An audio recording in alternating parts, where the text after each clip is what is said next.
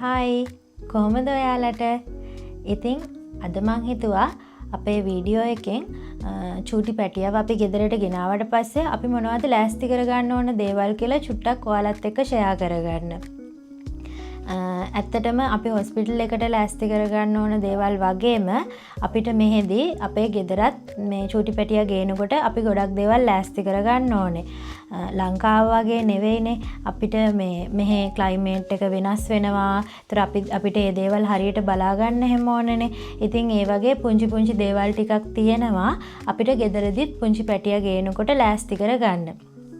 ඉතින් ඇත්තටම මමත් මුලින්ම මේ ගොඩාක් දේවල් දැනගෙන හිටියේ නැහැ ගෙදරට ගේනකොට ලෑස්ති කරගන්න ඕනි කියලා.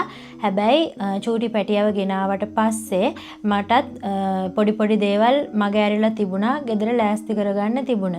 ඉතින් මම මට මග ඇරිච්ච දේවලුත් එක්ක එකතු කරලා ඔයාලට මේ දේවල් ලෑස්ති කරගත්තා නම් හොඳයි කියලා තමයි මම අද මේ වීඩියෝ එක කරන්න හිතුවේ. ඉතින් ඇත්තටම මුලින්ම මං හිතනවා බබාව අපි ගෙදරට ගේනකොට අපි එයාට අඳවන්න පැම්පස් මේ කලින් තියාම ලෑස්ති කරගෙන ඉන්න ඕනේ කියලා.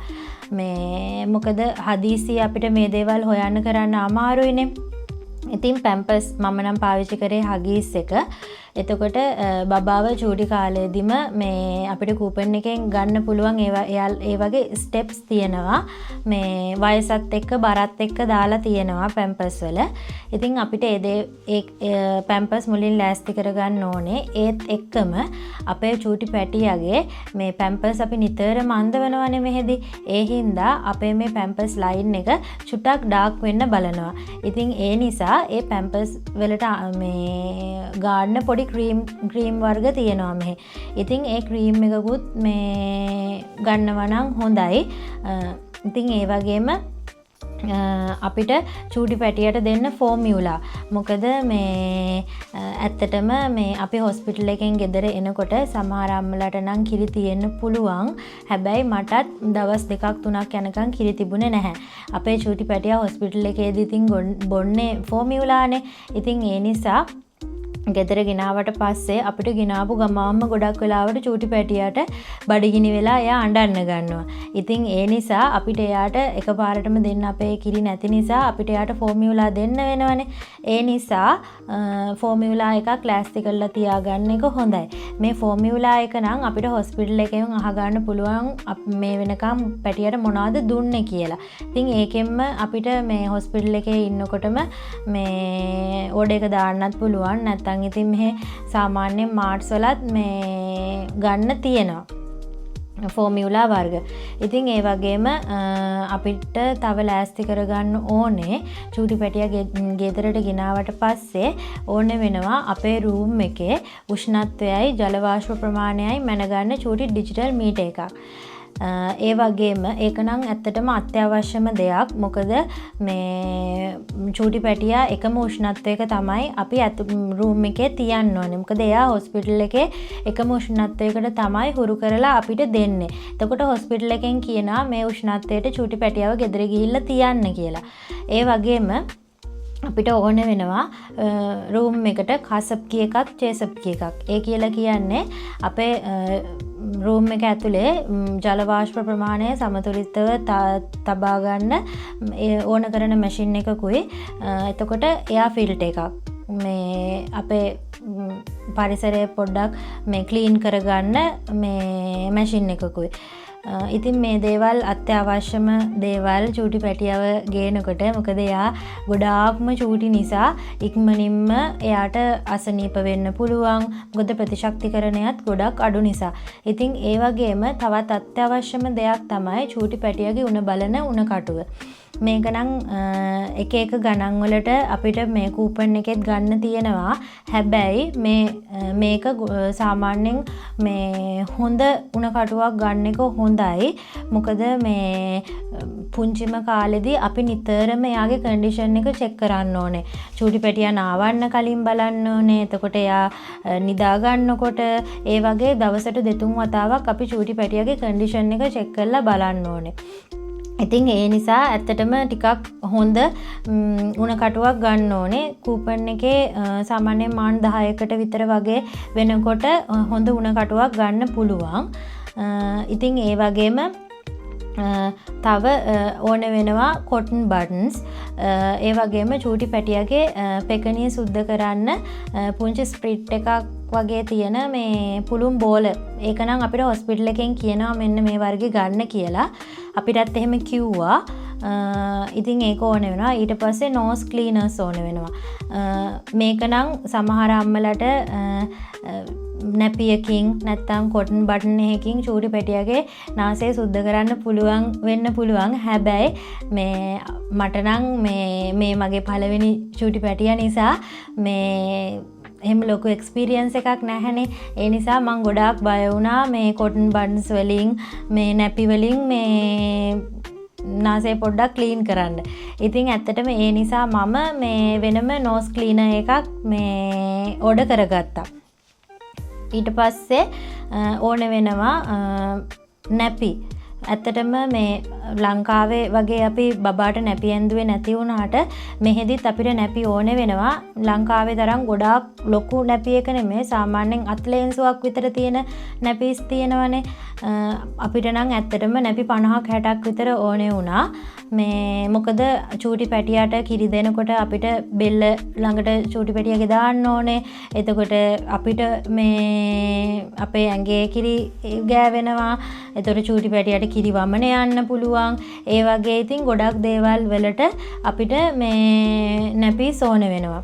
ඉතින් ඒ වගේම මේ චූටි පැටියව නාවනකොට කරනකොට අපිට බොඩි වොෂ් එකක් ඕන වෙනවා. ඊට පස්සේ බොඩි ලෝෂන් ඕන වෙනවා. ඊට පස්සේ ඉතින් ඔයාලා පාවිච්චි කරන මොන හරි ඕඩික්ලෝන් ඒ වගේ දේවලුත් ඉතින් ලෑස්ති කරගන්න පුළුවන්. ඒතර බොඩි වොෂ් එක බොඩි ලෝෂන් එක ගන්නකොට ඇත්තටම මේ චූටි බබාගෙන් බබාට මේ ස්කින් එක වෙනස් වෙනවනේ. ඒ නිසා සමහර විට අපි ගන්න මේ ලෝෂන් වර්ග චූටි පැටියට හරියන්නේ නැති වෙන්න පුළුවන්.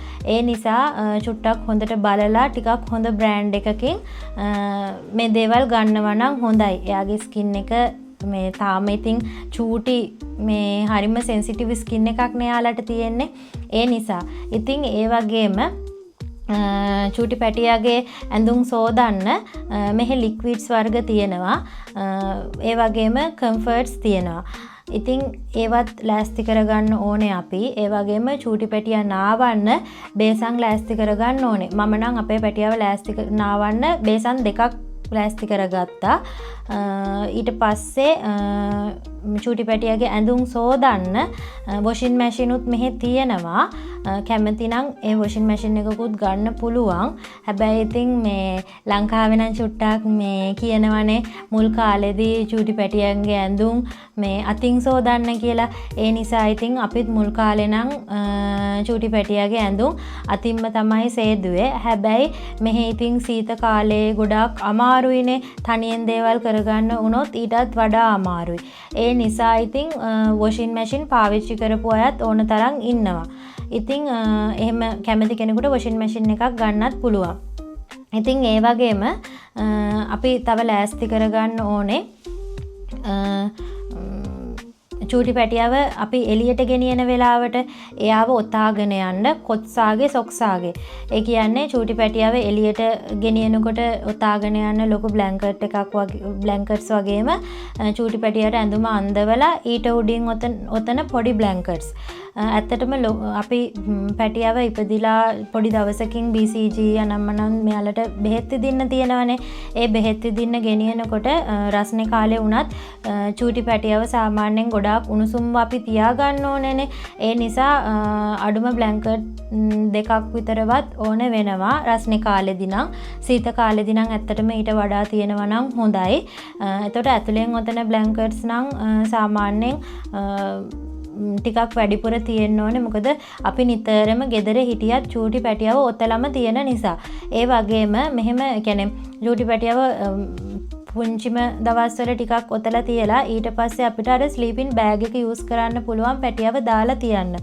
මොකද අපිට ඔතනවට වඩා ස්ලීපින් බෑග් එකේ දාලා තියෙන එක ලේසි. ඒ වගේම පැටියටත් ඉතින් පහසුවට ඒකේ ඉන්න පුළුවන්. ඉතින් අනිත් ඒවා නම් සාමාන්‍යයෙන් ඉතින් ඇඳුම් එහෙම අපි කොහොමත් ඒ දේවල් ලෑස්ති කරගන්න දේවල්නේ. ඉතින් ඒ දේවලුත් එක්ක තව අපි ලෑස්ති කරගන්න ඕනි. අපිට ලෑස්ති කරගන්න ඕනේ. ඒ කියන්නේ මේ අම්මට ලෑස්ති කරගන්න ඕන දේවලුත් පොඩ්ඩක් තියෙනවා. මම හොස්පිටල් බෑග් එකටත් මේ ලෑස්ති කරගන්න දේවල් වලටත් මේ දේ කිව්වා. අපිට මේ බෙස්ට් පම්ප් කරන මැෂින් එක ඕන වෙනවා. ඒ වගේම බෙස්ට් පෑඩ්ස් ඕන වෙනවා ගොඩාරියක්. අනිත් ඒවා නම් ඉතින් නර්සින් බ්‍රා ඒ වගේ දේවලුත් ඕන වෙනවා. ඉතින් අපිට ප්‍රධානම වශයෙන් ඕන වෙන්නේ මෙන්න මේ දේවල් තමයි. සාමාන්‍යයෙන් ඉතින් ඔය ටික තමයි මූලිකවම ලෑස්ති කරගන්න ඕනේ අපි. ඉතින් මේ දේවල් අපි මේ කූපන් එකෙන් වගේ තමයි ගොඩාක් දේවල් ඕඩර් කරගත්තේ. මම ගත්තු දේවල් වල ලින්ක්ස් ඩිස්ක්‍රිප්ෂන් බොක්ස් එකේ ඇඩ් කරන්නම්. කැමති කෙනෙක් ඉන්නවා නම් අවශ්‍ය වෙනවා කියලා හිතෙනවා නම් ඒ ලින්ක්ස් වලට ගිහිල්ලා ඔයාලටත් ඒ දේවල් ඕඩර් කරගන්න පුළුවන්.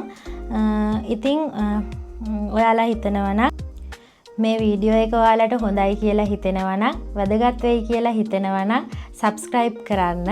ඒ වගේම තවත් ලස්සන අලුත් වීඩියෝ එකකින් ආයෙත් ඉක්මනටම හම්බ වෙමු. එතකම් පරිස්සමෙන් සතුටින් ඉන්න. ගිහින් එන්නම්. අන්‍යොන්.